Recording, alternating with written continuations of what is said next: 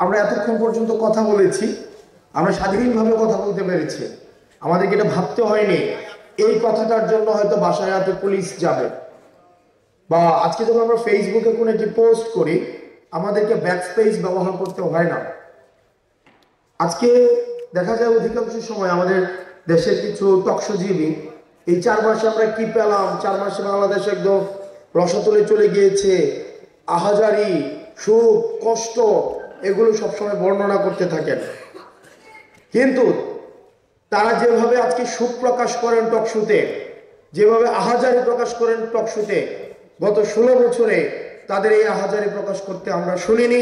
অত্যাচারের বিরুদ্ধে, অন্যায়ের বিরুদ্ধে, গুমের বিরুদ্ধে, খুনের বিরুদ্ধে, নির্যাতন এবং নিপীড়নের বিরুদ্ধে আমাদের ক্রোধ রয়েছে, এই তরুণ প্রজন্মের ক্ষোভ রয়েছে, আমাদের চোখে ক্রোধ রয়েছে তাদের বিরুদ্ধে, সেসব কলমের বিরুদ্ধে যেই কলমগুলো ফেসিবাদের সমর্থনে এতদিন পর্যন্ত লিখে গিয়েছে।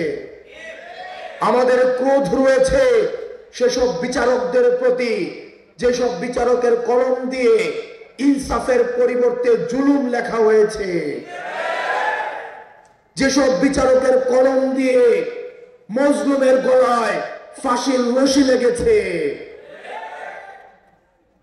আমাদের ক্রোধ রয়েছে সেসব শিক্ষকদের প্রতি, যেসব শিক্ষকদের ক্লাসরুমের পরিবর্তে যেসব শিক্ষকরা প্রহসনের শান্তি সমাবেশে গিয়ে এই ফেসিবাদের পক্ষে।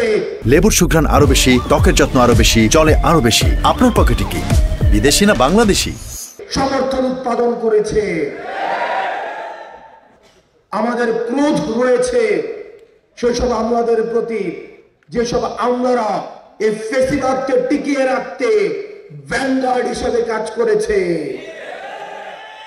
আমাদের ক্রোধ রয়েছে সেসব ব্যবসায়ীদের প্রতি, যেসব ব্যবসায়ীরা 27শে জুলাই মাদার অফ টেরর শেখ হাসিনার কাছে গিয়ে উন্নয়নের বায়াত নিয়ে এসেছে।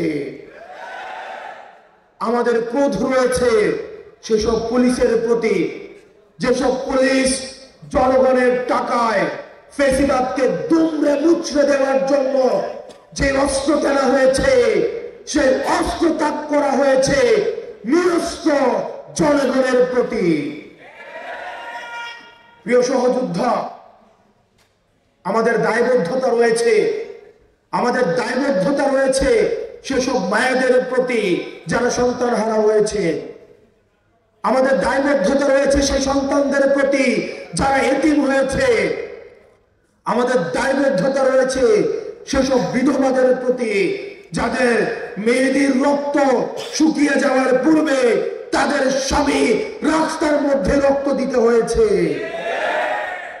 আমাদের 16 বছরের আঘাত এই টকশোজীবী কিছু বুদ্ধিজীবী যারা ভারত থেকে যাদেরকে ফাইন্যান্স করা হয়, তাদের কথা শুনে আমাদেরকে ভুলে গেলে চলবে না। আমাদের এই আওয়ামী জাহিলিয়াতের অত্যাচার এবং নিপীড়ন আমাদের বারবার মনে করতে হবে।